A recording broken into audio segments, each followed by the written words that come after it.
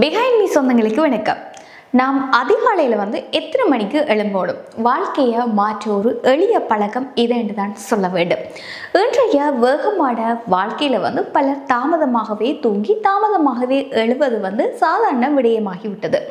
ஆனால் நம் முன்னோர்கள் சொல்லிக் கொடுத்த வாழ்க்கை முறையை பார்த்தால் அவர்கள் அனைவருமே அதிகாலை எழும் பழக்கத்தையே மிக முக்கியமாக கருதி இருக்கின்றனர். பொதுவாக மனிதர்கள் அதிகாலையில் 4:30 மணியிலிருந்து 5:30 மணி வரையில் எழுவது மிகவும் சிறந்தது என்று மருத்துவர்கள் கூறுகின்றார்கள். மருத்துவர்கள் மட்டுமில்ல, வாழ்க்கை முறையியல் நிபுணர்களும் கூறுகின்றனர். இந்த நேரம் பல காரணங்களாக மிக முக்கியமான நேரமாகவும் கருதப்படுகின்றது. அதிகாலையில் எழுவதால பல நன்மைகள் இருக்கு. அதுல என்ன நன்மைகள்னு பார்த்தீங்கன்னா மனம் தெளிவாக இருக்கும், உடல் ஆரோக்கியம் மேம்படும், அன்றைய நாளை நாங்கள் சரியாக திட்டமிட முடியும், மன அழுத்தம் குறையும். இவ்வாறான நன்மைகள் காலையில சீக்கிரமா எழுவதால கிடைக்கின்றது.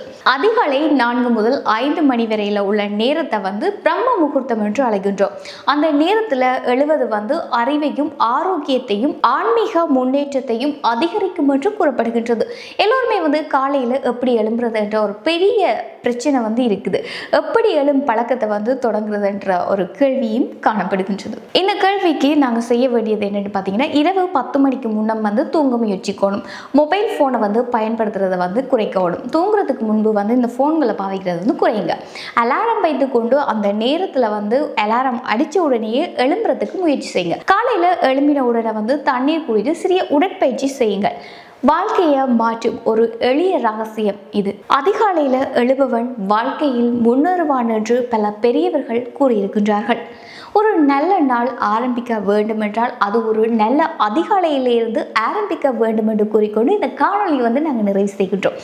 எத்தனை பேர் காலையில் நேரத்துக்கு எழும்புவீங்கன்னு கமெண்ட்ஸில் சொல்லுங்கள்.